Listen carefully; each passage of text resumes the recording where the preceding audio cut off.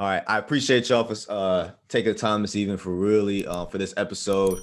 Anytime we talk about real estate, I love it on this podcast. So Lily and Blaine, is that how you say your name, Blaine? It is. If you could please tell us a little bit about yourselves. Hi guys, so I'm Lily. I am a teacher, I'm a reading specialist. And Blaine and I have two kids, they're 4 and 5. And we started investing in real estate actually about 7 years ago. But we've kind of really hit it heavy the past, I would say, year, which I'm sure we'll get into soon. Yeah, I mean, I don't even know we did it on purpose 7 years ago. It was kind of something we just kind of fell into, and then now really, rolling with it. But yeah, we have two beautiful kids. We enjoy spending time with them, and that's kind of part of the reason we do what we do, so we can have a little bit more freedom with our time. And we're just excited to be here. We really appreciate you having us, and looking forward to a good show. Yeah.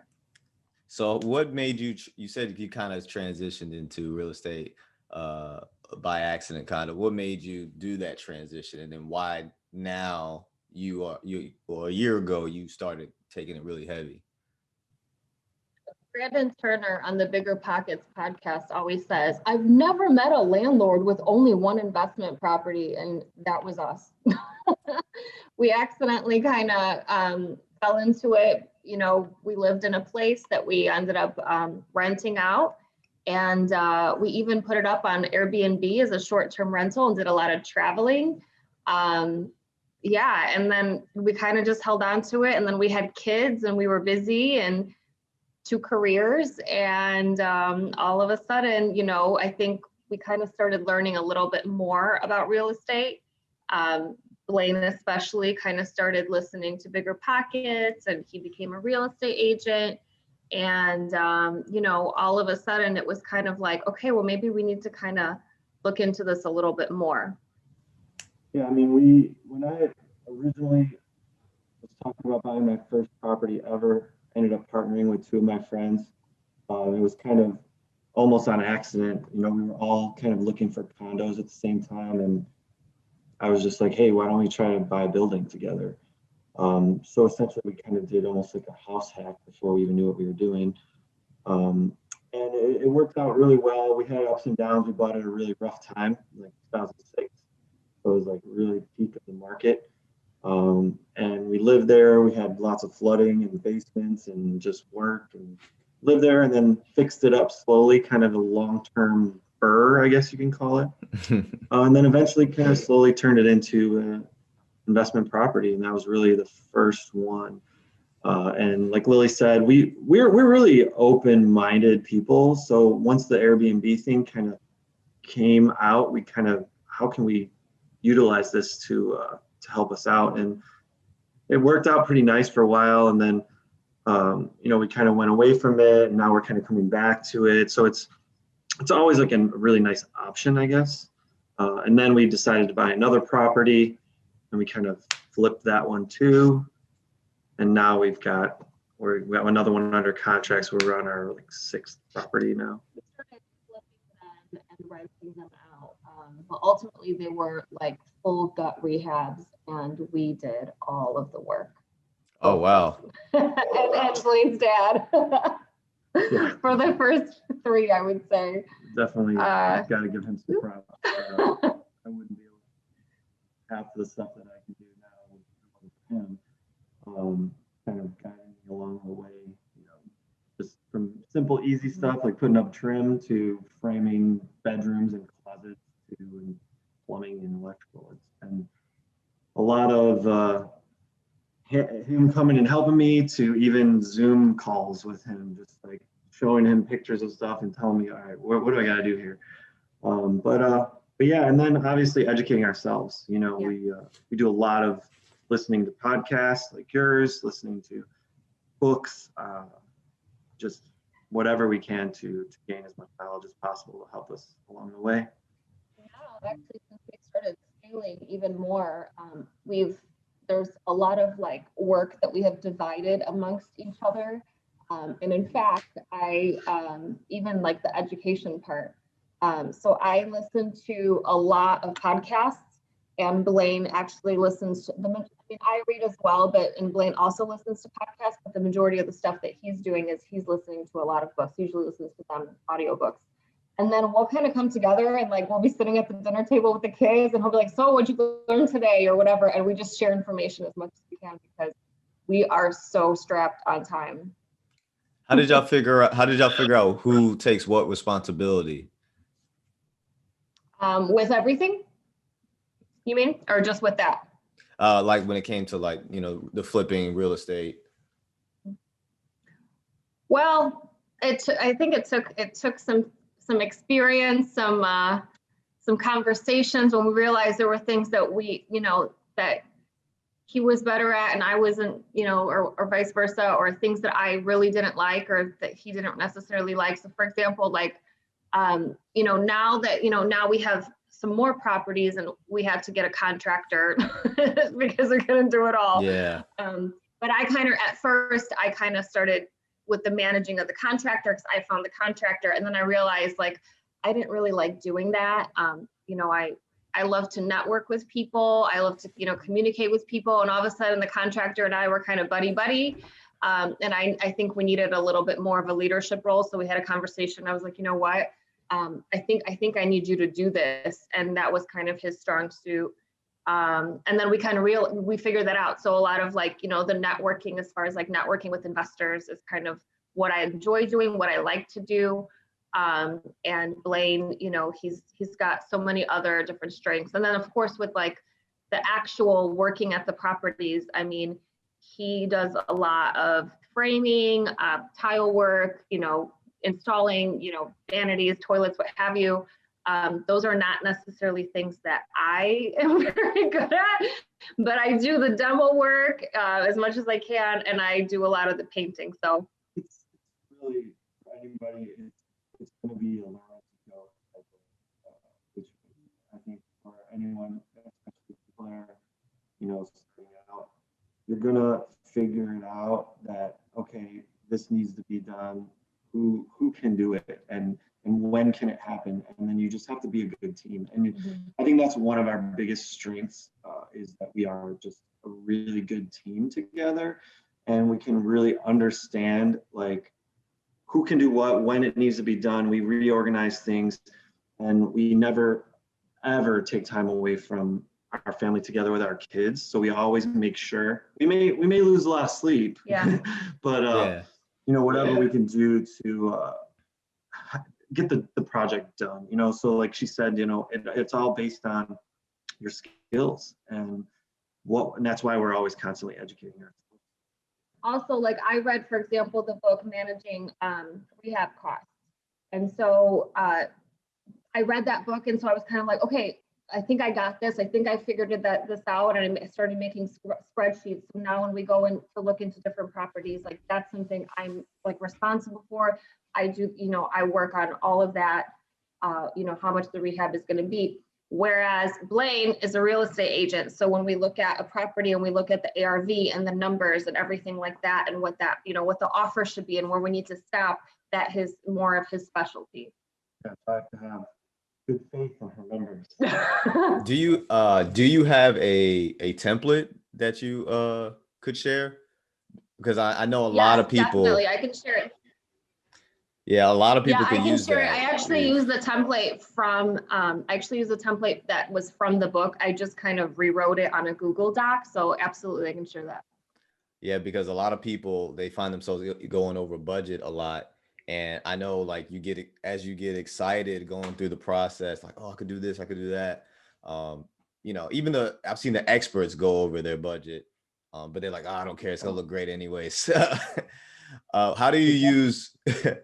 The thing is that you have a budget. Like one thing I've talked to some investors who they just go in kind of blind without literally like thinking about a budget ahead of time. And that's one thing, like you can be off on your numbers as long as you come to the plate with the budget in mind and it's close, then you can kind of adjust things along the way to really focus on what adds value and kind of eliminate some things that don't as much. What advantages do you think you have as a being a real estate agent when it comes to investing? Well, I am in houses all the time, so I'm getting to see a lot of different styles, what they're doing, different layouts. I feel like that helps. I also am with buyers often, so I'm hearing and listening to what they like, what they don't like. I'm constantly evaluating properties for my clients. So, in certain markets, I can easily pin. So I feel like when I'm working with clients and they're trying to love, I can really evaluate for them and let them know if it's going to be a good deal. So that kind of rolls over for us. Um, and then also, just having access to the MLS, like at my fingertips, I can look up comps, I can look up the taxes, look back at the history of this property, just really quickly. And that's something that's a big advantage. One property that we were looking in this specific area for about a good 6 months. It looked like it was under contract, and then it just kind of popped up on the day before Thanksgiving, that Wednesday. And we had first dibs to go take a look at the property, and then Blaine sent in the offer on Thanksgiving morning, and we got it accepted on Thanksgiving. So that's kind of another benefit too, is that we've already been in situations where we were like the only ones that ended up like seeing that property, and immediately, we snatched it up. So. And I've also heard of some real estate investors that are real estate agents. They use the commission as a bargain when it comes to closing costs to settle on a deal or a price. Yeah, absolutely. I will always do that if the numbers aren't working right, we got a really stubborn seller. I'll easily, dump a couple grand from what I might make in the deal, because no matter what, that money's going back into the property anyways. Yeah, exactly. So for me, it's a no-brainer. We're not buying $700,000 flips, so it's not like it's a $20,000 commission. But yeah, so I mean, it's definitely, that's another plus to it. And I mean, I'm a very active real estate agent, so I mean, I've talked to a number of investors that they don't feel it's necessary for them to get their real estate license, because there are a lot of fees involved just to keep your license. And if they have someone who's a good agent for them, who's willing to get out and show them some houses, then for them, if they have no intentions of actually buying and selling houses for clients, then I've seen where people, they don't really feel like it is a huge benefit then. Gotcha. And when it comes to flipping, are you looking for a target profit? Like, hey, we won't do a flip unless we're going to make $20,000 off of it. Honestly, we really are more buy and hold. We don't flip as much. When I say flip, I just, for the most part, we turn an old beat up house into something brand new. And then we usually try to get it rented out. We haven't gotten to the point where we bought and then just flipped it instantly, even though we almost made that decision on our last property. But I'm glad we didn't. I'm glad we're holding on to them. So it sounds like you kind of do the BRRRR. So how much equity are you usually shooting for? A type of equity, like 100 grand, 50 grand? Well, obviously the more the better. But we look at more how much cash flow we're going to gain after the refinance. So how much money is going to cost us to buy it, to fix it up, and then after we're done refinancing, we pull our money back out. How much are we going to be able to rent it for, and what's the payment going to be, so that we can make sure we're going to make, X amount of dollars per month, which with our single family homes, we always want to be above $500 a month. We're currently at we don't go under that. Well, we hope not. I mean, that's the plan. But markets change, and refinancing right now is great, but in a year, we don't know. The rates might go up. It might be more difficult to hit that number. Obviously, with multi-units, you can probably go a little bit less for cash flow. I've talked to many investors that were $100 a door is great. Where for our single families, we try to get 500. We're getting 8 on one, 1,000 on another, which is awesome. That's going to change though. When we refinance, it'll be down to like 750. But that's kind of our game plan, I guess. And I mean, those are great because I mean, $500 is, I feel like, is great from a single family home, and y'all are having 800,000. So it sounds like your BRRRRs really worked out very well. Sounds like you've been a little hard on yourself, man. Y'all did great. It's been, I mean, I think a big part of it too is the first few deals that we did were, we were doing big majority of the work ourselves, which is draining, it's tough. Yeah. And then, on the next one, we got a contractor, and we've had a roller coaster ride with him. Just, he's a good guy. We like him a lot. We're going to probably use him again, but we want to get to that point where we don't do any work, where it's like, okay, now we're crunching the numbers to the point where the contractor is going to do everything, and we're just going to oversee it. And then once we get those numbers to work, there's going to be smiles everywhere. Yeah, because y'all did the on-job training. Yeah, we're pretty specific too when we're looking for the properties. I think, instead of having, I don't know, like 20 immediately. So, and then they're like $100 a door. We'll be really nitpicky when it comes to choosing the property, because we prefer to have less, but have more cash flow. And also most of the ones that we have we're also looking at appreciation over time as well. Yeah, because quality over quantity. Yeah, for sure. And so one thing that I saw was that y'all paid off your student loans in a year based off of investing. We just did that, yeah. So what sacrifices? You think that we already would have paid those off, but no, not up till this point. But I gotta know.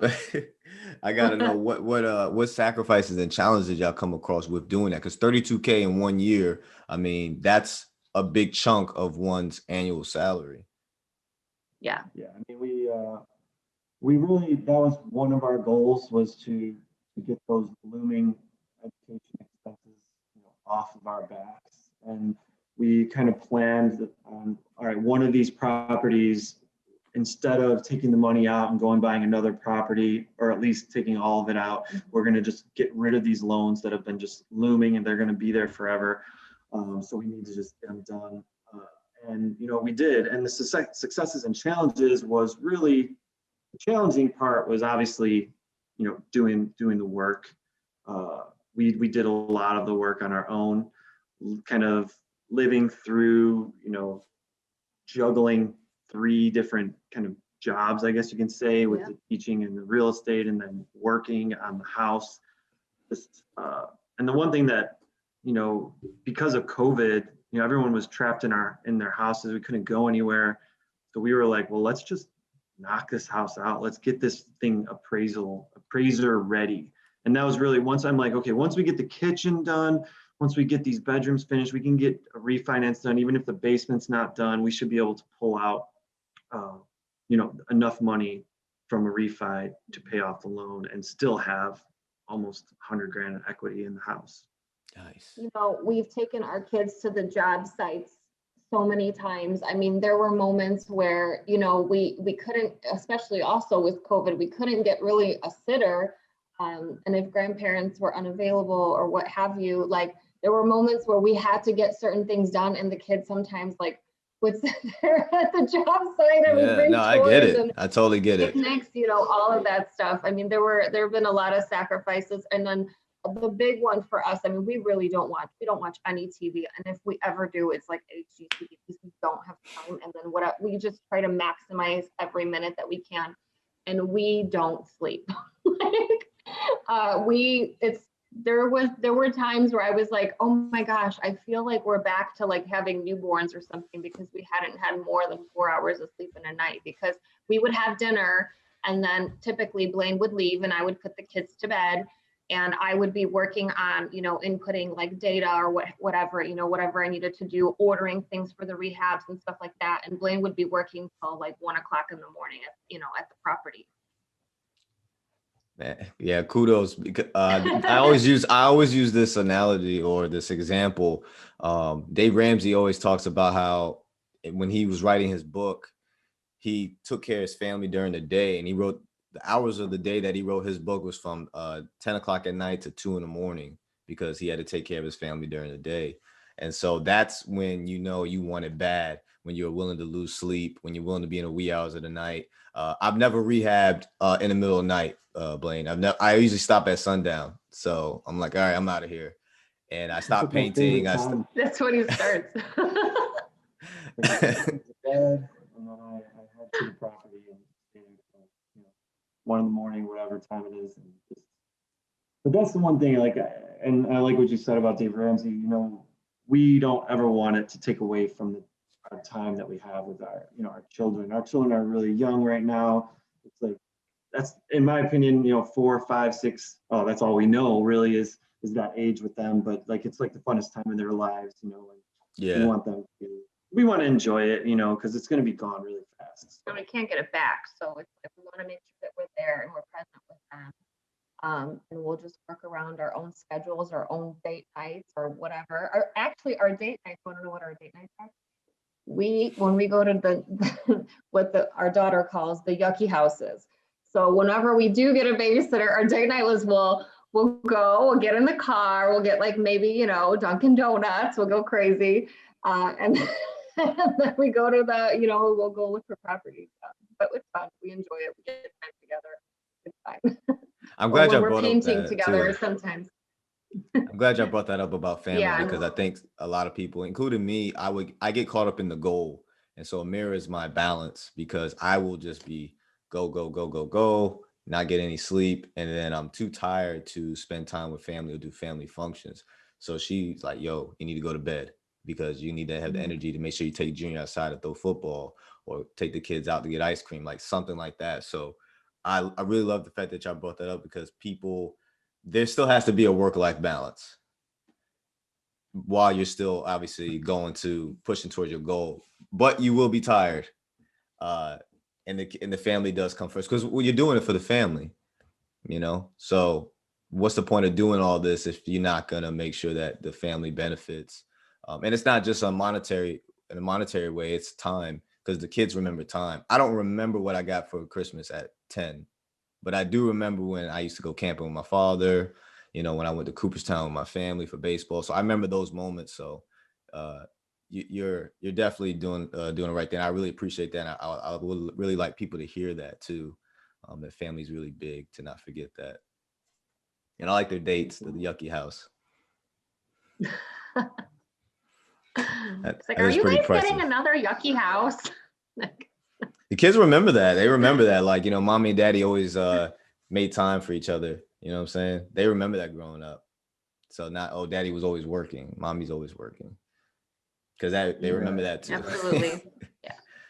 And then so with y'all, with your BRRRRs, what is the type of, I guess you could say, do you use hard money lenders? Do you use your own money? How do you finance? Well, we've been exploring multiple options. The first, we took a HELOC on one of our properties, and Cool. where it was able to buy 3 properties with that down payment. with 3 down payments. Sorry, yes, and then but we still were able to save about almost, I would say there's probably about $100,000 left in equity in that house and that property, which is great. Just, if we have to sell for some reason, we have that there. But yeah, we were able to use a HELOC on the first one. We just connected. She's our network queen over here. So, we were able to network with a couple hard money lenders. We showed them everything that we have done so far, and they're ready to just hand us money. So we're lucky we have them in our back pocket right now. We haven't used any yet. We've been just doing conventional 20% down stuff right now, just because we do have the capital, and we've been able to kind of pull it back out with the refi, but we do want to scale, and we know we will be using hard money probably very soon, probably this year. Yeah. Well, we're looking at a different off-market deals now too, and have connected with different landlords that are kind of looking to unload some properties. So we feel like that's probably going to be happening soon. And that could be, it's perfect timing because there's a lot of people that are they're not having tenants that are paying. There are people that are a lot, when I say people, landlords that need to unload. So we're going on a year Yeah, I in mean, about a month. Go ahead. yeah, we're in Illinois where they have a eviction moratorium. Right now, if you're a tenant, you don't even have to pay until September. So right now, landlords are Oh, really, really struggling. Yeah, the governor just extended it. So yeah, we have a lot of people. I mean, it's risky business for us, right? So when we do, get ready to sign a lease with a new tenant, employment is a big play. Their character is a big part of it. If they're going to be someone who's going to try to take advantage of this situation that the governor has thrown out there for basically anybody, it's something that we have to prepare for. And there's a lot of landlords out there that are hurting because of it. And, it's tough. But I yes. think the difference too is like we are very, upfront with all of our tenants. We care for them, but they know that, we are real people. We explain to them that, we have a mortgage as well, and that needs to be paid. If they ever ask for anything, typically it's Blaine immediately. He'll immediately respond, and he's immediately there.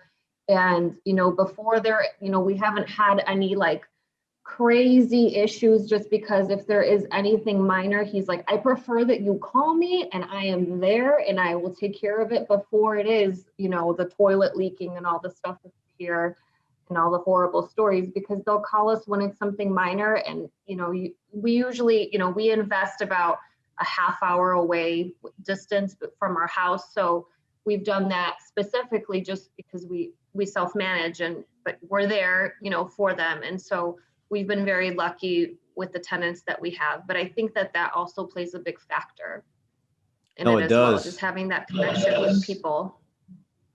Yeah, because Amir and I, we've had to get creative over the last year.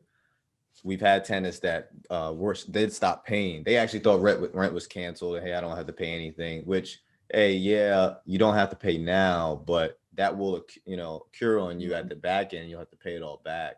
It's not just you're gonna live here for free. I think the Yeah. assumption is for a lot of tenants that landlords are millionaires and we can afford to just not, get any cash flow at all.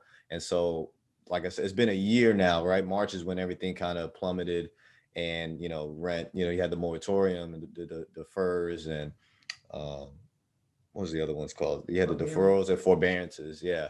And so with that, you've had a lot of landlords having to dip into their savings, their own personal money. And so what saved us was we had our own was it vacancy savings. So, and then also on top of that, we were able to sign up our tenants for government funded or community funded programs that pay their rent for them for months at a time. We just actually got 2 new tenants that actually are on those programs, those rent assisted programs. And so we're kind of, we have 5 units, and like 60% of our units have switched over to that now because of the fact that it's safer, it's more insulated, being that even though everybody's getting vaccinated right now, we don't know what's going to happen in 2021. And I like having the government pay the rent than having to rely on a tenant keeping their job and taking advantage, right, of that the grace period that they have, because I think we got pushed out till June. So the only thing that is saving people out here is that the fact that anybody that leases up, then I don't have to renew it as the landlord. And then I could charge you holdover rent, which is 150% of the rent. So people that leases started in March when everything got poopy, but at least because everybody's getting income tax around March, right? So it was like crazy. Everybody's getting income tax, so everybody's getting their new leases, and then the COVID happened, and then they stopped paying rent. So now it's a year later, and now a lot of landlords out here are like, being able to breathe, I could let go of this tenant. I had to suffer this for 12 months. But I think in drastic times, though, it makes you get creative. And so we've learned a lot when it comes to being a landlord this past year on how to maximize cash flow. We've done a lot of work, right? Even though, like I said, I stopped by sundown because I try to get sleep, right, and do better with getting more sleep and spending time with family, because we've actually had bad experiences with contractors I've had to micromanage contractors to do great quality work, because I think two times this has happened where the misconception of just because you feel like this neighborhood doesn't deserve this quality work that we're putting in, you provide bad quality performance. And I don't agree with that. If I'm paying you $7,000 and I'm giving you good quality hardwood floor or the best paint there is, then I'm expecting the best product. So I didn't know that was a thought process for contractors until, I actually was micromanaging the whole project and, talking to them, and then they get frustrated and they explain themselves like, well, I didn't think this place deserved this much attention to detail. I'm like, what? You're getting paid. That's not how it works. We've heard that too. Well, but I mean, it's interesting. I like that you bring that up, because they're paying to give us a product. It should be the same regardless of where it's at, right? So I really like that you mentioned that, because it's really, because we are kind of exploring a new market in a house that we have under contract. So when it comes to this contractor and the house that we just finished and the house that we're going to do, they're definitely not the same level, but we want the same quality work for the price. Well, yeah, we've heard, why are you putting all these, top of the line things when you're not flipping it, you're renting it, you're going to have renters, you might as well flip it. So we've heard something similar, but yeah, Blaine, that's right. We've kind of expanded to a different market now. So it'll be, and I think y'all can relate, because when you go to a nice Airbnb, you don't even want to mess the place up. Like, you're like, oh man, this is really nice. I want to leave it the way I found it. And so I believe the same way with tenants. You provide them with good quality, they're gonna more than likely take care of it. I feel like that. I feel like most people respond in that way. So yeah, am I saying put heated flooring in the bathroom? Maybe not, but right. Some decent material. I think the tenant's more likely to pay, more likely to take care of your stuff. Overall response, I think, is better. And sometimes that material, I mean, really, when you're looking at bathroom tile, I mean, sometimes it's, you can really be creative. There's so much out there where it's really not that much more, but it looks so much better. And I think that's the thing too. You just have to really look at it, and you have to look in your prices and everything like that. And something that we found that has been very helpful, we talk with a lot of investors. I have a meetup. So every couple weeks we meet up with different investors, and we do a lot of that. And it seems like a lot of investors are looking at just getting all of their material from Home Depot. But something that we found is that if you also start getting some material from different smaller places, for example, I go to a specific paint place to get my paint, they are now giving us 50% off of all of our paint. My cabinet girl at a specific place is giving us 50 to 60% off, contractor pricing now. So that has also really helped us want to scale too, because I'm like, oh my gosh, we're getting these really amazing deals at these different places. We go to the same granite guy and things like that. So really, I think looking into some of those smaller businesses as well will be really beneficial, because maybe that price tag will be a little bit higher that first or second time, but you come back and they see that you're doing business with them, they're going to give you some really big discounts. You're right. I have heard about that before. Like you are spending more money going to Home Depot and Lowe's than to get, let's say, paint, than actually going to a paint store or vinyl. Go to a specialist. And obviously, right, you're usually smaller businesses, so they see the same faces. And I've heard that before. Thanks for reminding me about that, because we actually have to get a few materials for one of our tenants that come in about a week. And I was about to go to Home Depot because it's literally walking distance from my house.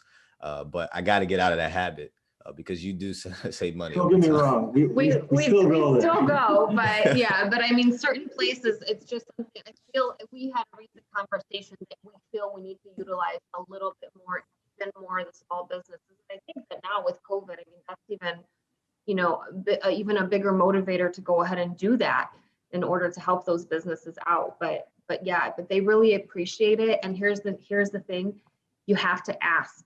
for a discount. And I feel like for forever, I was raised to like, oh my gosh, like you can't ask, like don't ask for help. You just, you go and hustle, you go and work, you do what you have to do. You work 3 jobs, like whatever. But I was like, is there any way you can give me a discount? And then you kind of explain, what you're doing or whatever. And most of the time they're like, if they see that you're serious and if it's not your first time, they're going to see how they can help you out. So you just got to ask. I think it was more like, hey, we're planning on doing a bunch of projects where, we would like to use your product. Is there anything that we can do to work something out? Not just like, hey, give me a discount. Well, it was after we did that's, I probably just said that wrong, but it was after we've had a few deals already, we had gone there a few times. It wasn't necessarily the first time, but yeah, I mean, they're human too. So. It's the same with small banks too. I've heard that when it comes to getting loans from small banks, they're like, oh yeah, take the money because you keep doing great investments and obviously you're paying your mortgages on time. With the managing properties, how's that experience? Managing your own properties? It's interesting. I don't want to jinx myself. We're in the middle of winter. It's supposed to be like 2 degrees tomorrow. We've been pretty lucky as far as, managing income. We use a couple different payment methods that make things easier. We, I'm like she said, I'm pretty much the contact for the tenants. If something's wrong, they contact me, and I'm on it as fast as I can. We've built relationships with a couple handyman type people that we can just send over if we need to, which has been nice. We have like an appliance person. We have a plumber that we got, where it's like, okay, it's going to get to the point where at least our goal is where we're just going to have a list and we'll give it to the tenants. Like, these are the people you call for these certain things. And we have a relationship with those people where they know if it's under X amount of dollars, just do it. If it's more, you got to call me first. Yeah. Eventually down the road, I think that's kind of what we're going to be, planning to do. But I do like to have a relationship with my tenants to the point where they know, like, I care about them, where, like, I'm not just going to leave them hanging, because especially in times like this, that just gives them more of a reason to not pay. But for it gets stressful at times, when things happen and trying to coordinate it all. I mean, it's no joke. At our one place, we had to do a furnace, and then it was the AC, it's the top floor unit. So I'm like, oh my gosh, it's like 90 degrees out. It's got to be 100 degrees up in that unit. Like, so obviously right away, I just had to get somebody over there, and probably paid more than I had to just because it was so quick. And then we had a plumbing situation. I mean, it happens. And that's one thing, like we know that it's going to happen.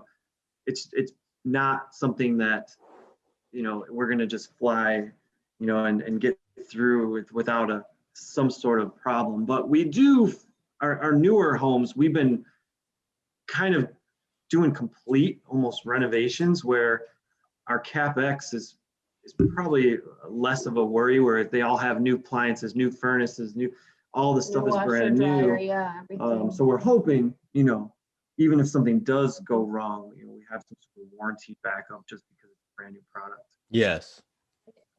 We had an interesting situation too, because we had some tenants moving in on March 15th, and the day before we went into quarantine. So there was some talk of, oh, I know, I'm not sure what to do. Schools are closed. We don't have childcare.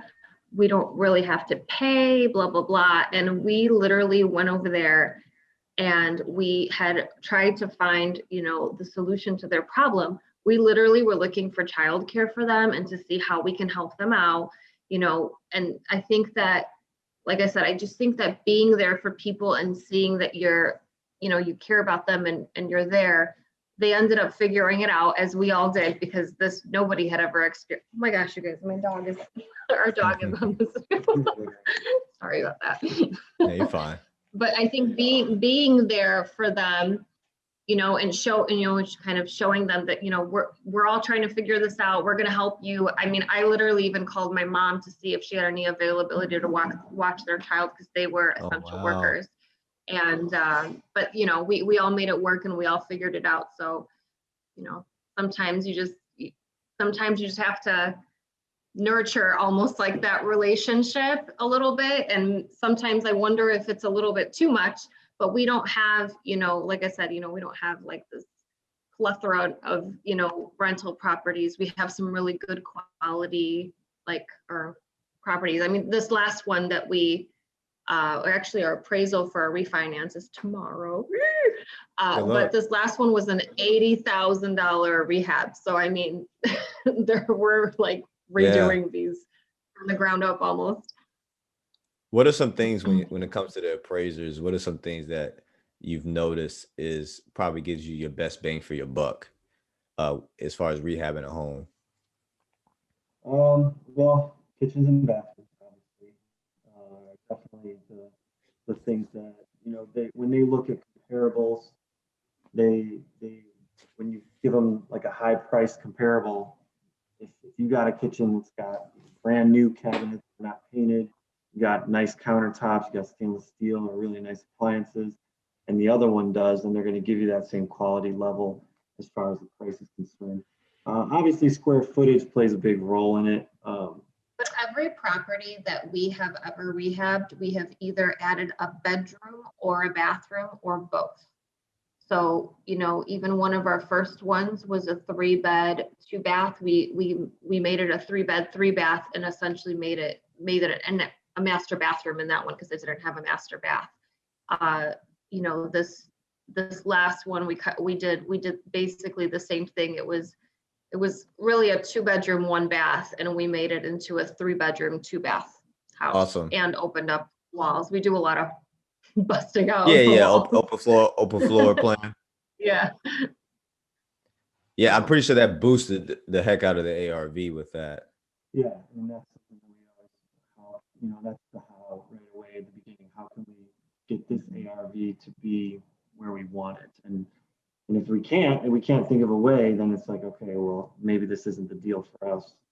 With this house, the one that we have appraisal for tomorrow, you know, we saw the value, we saw the potential. You know, we had to remove a staircase, put in a new staircase. It was a big job. Yeah, but that's probably part of the reason why we got the house, because the old owners built this tiny spiral staircase in the middle of the living room. Like I could barely get my foot on one of the steps. It was a spiral staircase. Dangerous. My kids loved it when we brought them over there. Yeah, so the first thing we had to do was like, okay, we have to relocate. It was bright red too. So random. Spiral staircase in the middle of the living room. How old is that house? I think it was 1958 or so, right in the mid-50s. Interesting. I always thought looked at stairs as something hard to build. It was like a makeshift thing. Like there must have been once we finally got into it, you could see where the stairs used to be. And I'm actually glad that they didn't keep them where they were, because it probably would have been a bigger job for us. But the spiral staircase was just ridiculous. They had laundry downstairs, and I mean, this is, you know, in the Chicago suburbs. So really, you wouldn't even be able to carry a laundry basket down. I mean, I could hardly go down there. I had to literally like hold on to the railings, and so I believe they had to go outside to get into the basement to do their laundry. And winters are brutal here, so it was crazy. But we ended up getting the house for a ridiculously low price because it was on the market for a little while, and there was nobody was wanting it, and it was in a hot location. So does winter slow down? Does winter slow y'all down when it comes to rehabbing? Not really. I think it motivates us to work harder. There's nothing, you can't go outside. It's so rough. Yeah, I mean, we're looking forward to it. We're closing on this next one in March 1st. March 1st, yeah. Yeah, I guess we had a month or so. Yeesh, because like I was just actually talking about Chicago, like how like it's 32 degrees today down in Virginia, And so I actually went to boot camp in Great Lakes. And so I was just talking about how like, yeah, like a good day was like 0 degrees for us because I went to boot camp during the winter, and I was like, I can only imagine like trying to do contractor work outside, like when it's snowing, it's windy, like it goes straight to the bone out there. It's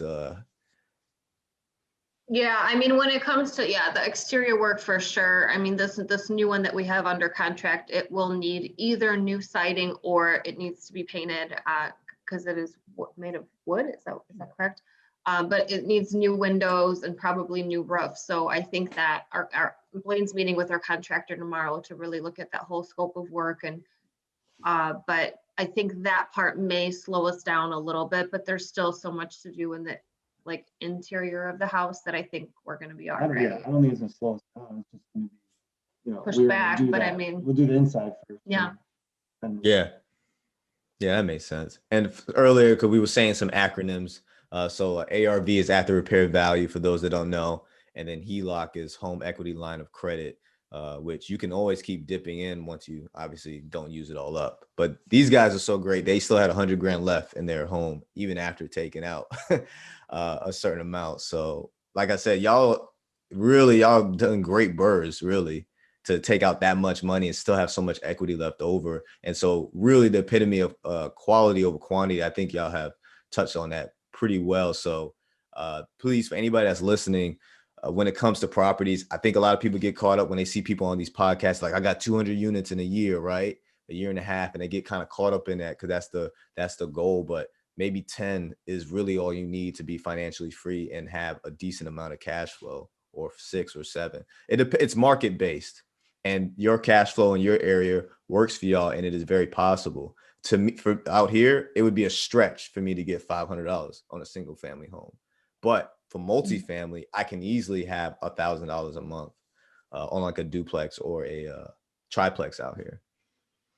So it's kind of market based, quality, right? Taking your time. Off market deals, definitely. Y'all found that one that nobody was looking at. So gems like that. When it has come to networking, you said you do meetups. What other I guess for people that's listening, what traits you think best attract people to y'all, for y'all to be able to build a team around y'all? I think it's very similar to what attracts people to your podcast, because I think we just show people that we're just regular people. I mean, we are just, normal people, trying to, do what we can, to leave a legacy for our family to become financially free, in the sense of not necessarily because we don't like what we do, but more just to have more freedom to have with our family and our fitness and everything like that. But I think we're just, we're just real. And the way that I approach networking, I think networking and networking or marketing, I feel like they're just these like terms that are just thrown out there. But the truth is like, you meet people and you say, hey, like, I want to know more about you. Can I learn from you? Like, I really liked how you did this. Like, you're just genuine. And then, you try to provide as much opportunity, or you help somebody out if they need it, and whenever like you can. And when I started the meetup, it was back, I would say it was about 6 months ago, and it was kind of a lot of rookie investors. And I was very honest with the fact of like, we have a few properties, we're just learning, let's learn from each other. Let's do it with this, circle of people that are from like around our area. And it's been pretty awesome. And we've had, different guests that have been on Bigger Pockets, have been guest speakers for me. So it's just been growing. And now I'm not even sure, like, I didn't really necessarily want to expand out of our Chicagoland circle, but now I don't know, sometimes I'm questioning it, because it's just kind of, people are asking from out of state, they're trying to join in. So it's been exciting and it's been fun. And we just learn from each other. And I think one of the big things too is, if anybody is out there like thinking about maybe I should start a podcast, or maybe I should have a meetup or whatever, I think the big thing too is like, you're kind of in the spotlight because there's people that are going to show up, you know, every time, but usually it's like every other time or most of the time or whatever, but you're there every time. And, you know, when we kind of started it, I think we had about three properties at the time. And, you know, they were big cash flowing properties, but it wasn't anything crazy. And, you know, I was honest, but then it was like, oh my gosh, like, so then, you know, you meet people in a couple of weeks. So, hey guys, what's going on with you, Lily and Blaine? Like, what has happened? And now that had motivated us, like, oh man, like we, you know, we need to kind of show them that, you know, we're doing something. I know. Yeah. You know, people are looking at you. Accountability partners. Yes. Yes. 100%. And then you just learn so much too, like, even like, you know, hey, you can get a really good discount at this store or, you know, whatever it may be, you know, and then hard money lender was some, you know, I'm connected with someone and connected us with a hard money lender, and he kind of vouched for us. And I was, you know, and it was so easy. It was just so easy, the whole application process. It was like, okay, you guys, you know, I mean, it was a thorough application process. I'm not going to say, you know, it was a lot of paperwork, you know, but it was kind of like, once all the paperwork was done, they were like, you guys are good, you know? So I think that is another important part. Yeah, because this is a people business, and that's one thing I've learned. I think some people focus on the numbers, and maybe that's when it comes to being a team, you can have that one person that just focuses on the numbers because networking is not their thing at all. Like, I'm not the best at networking at all, but I love calculating a deal. I like looking at, you know, cost comparisons and stuff like that. Amira is great at reaching out to people, communicating with individuals, and getting discounts. I never ask for a discount. It never comes to my mind until she's like, well, ask for a discount. And, you know, we're military. So she's like, ask for a military discount. Like, I never even think about that. So it's definitely, that's why I asked that question earlier, you know, how did y'all find out y'all roles? Because that was something her and I had to figure out in the beginning. Okay, who's good at what? Right. So I like dealing with the property managers. I like dealing with the tenants. I'm a bit more patient with them, you know what I'm saying? Because she'll be like, yo, no. And I'll try to kind of work with them because I don't know. I don't know. I try to have the humane side of it, but then sometimes I know I have a tendency to be so nice, I get taken advantage of. And so she kind of levels me out like, yo, no, they're taking advantage of you. You need to do this. And then, you know, when it comes to also, I'm good at, I'll do handiwork, but I do not know how to put colors together. That's her. She's great at putting colors together. I could not tell you how to decorate and paint or what colors to put in a room. Couldn't tell you, but I'll lift it up. So with that, where can everybody find y'all? Instagrams, Facebook's, website. Yeah, I'm on Instagram. I'm Realtor Blaine, Blaine, and on Facebook, I'm Blaine Kosek, or at Blaine Sells Real Estate. Lily, you have one too? I do, but I am a little bit more private with the real estate business, but you're welcome to find me. I believe my Instagram is Lily Kosek 1, I think. I don't know. I'm not on there as much. I am on Facebook, but I'm kind of hard to find just because I am a teacher and I kind of try to not have students find me. So my Facebook is Lily Kay, but sometimes even if you find me, I think it's hard to befriend me or something. But I'm on so many different investor groups, like it just floods my whole Facebook, is, you know, and then I post a lot there. So I do a lot through that. But as far as kind of posting publicly, I just try to avoid, you know, I completely understand. Students and parents. Yeah, my father's a teacher, and he's been teaching in this area for the last 20 years, and so he runs into his students all the time, and he's talked about that, like, yeah, because he's on social media, but he keeps that distance until like they're like adults, and then he's like, oh wait, I know that face, I taught you like in 2003. So yeah, I completely understand. But anybody can reach out to me via email, Lily, Lily Kosek, Kosek @gmail. That would probably be much easier. Or through Blaine, because Blaine's kind of all over the social media. And that's another role difference too, is he posts a lot with the pictures. And I think that I don't necessarily need to, because I'm in like half of them, maybe not half. I'm in like a quarter. Maybe there's more. Yeah, kids social and stuff. media presence. But is he posts definitely a lot something about our different. rehabs and stuff. Yeah, because it Pardon? motivates others. It motivates others. Social media presence is now a Right. thing, you know. That is the way to get people to know what you're doing. You know, nobody's really looking in the phone book anymore. Everything's everything's they want to see pictures, they want to see hashtags, they want to see progress, and having a balance of being like, okay, we have to be making sure we're doing something, and then also make sure you're not filling yourself over the brim. I think is also a good balance. And I think y'all have stayed true to what y'all are capable of and what y'all values are, whether it's family and when it comes to real estate. It's very clear. And I think that's also what attracts people to y'all, is the being genuine, and know that it's not what you're not trying to copy another template. You get information from podcasts and books, but y'all are doing something that is true and unique to your family's needs and values. So I do like that a lot. And that's what, if anything's trying to copy, that's what somebody should try to copy. Thank you. Thank you very much. I appreciate that. I really appreciate that. Thanks.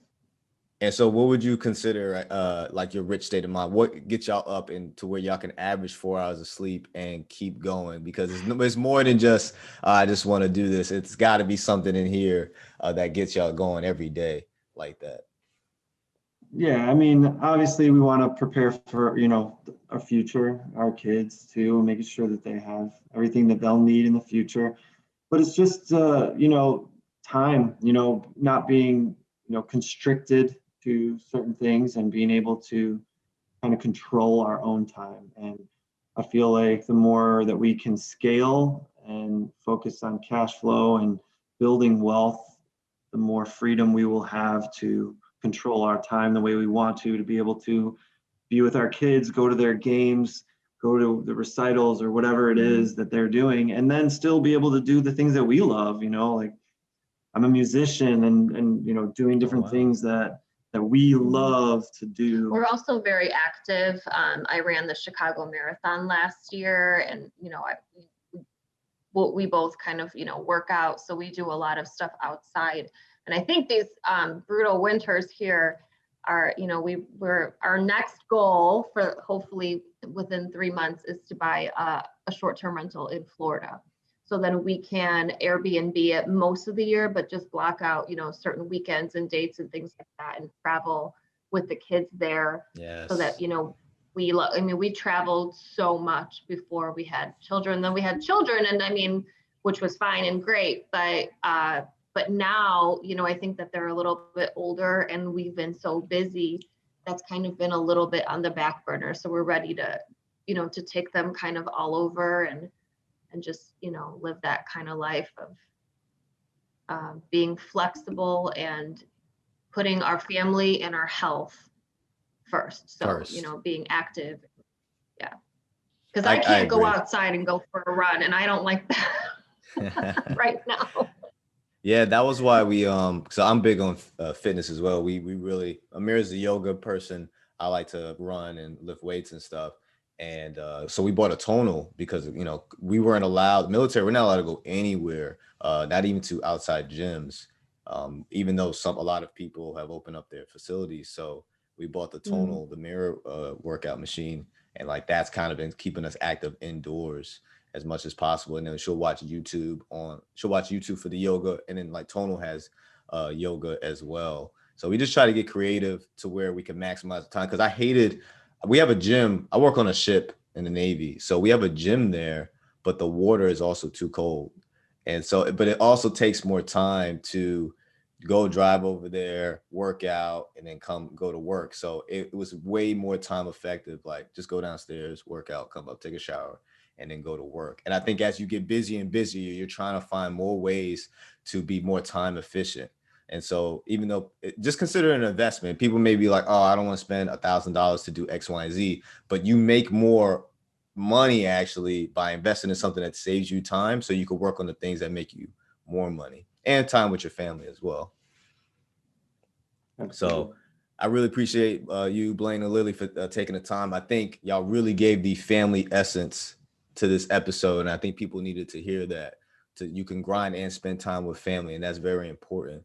And I can relate to being a teacher, and I want to actually get my real estate license in a few months. So I can't wait for that in the Virginia area. So thank y'all. Awesome. Really Good appreciate luck. y'all. Thank you for having us, and thank you so much for your service too. And Absolutely. Thank you. Appreciate that.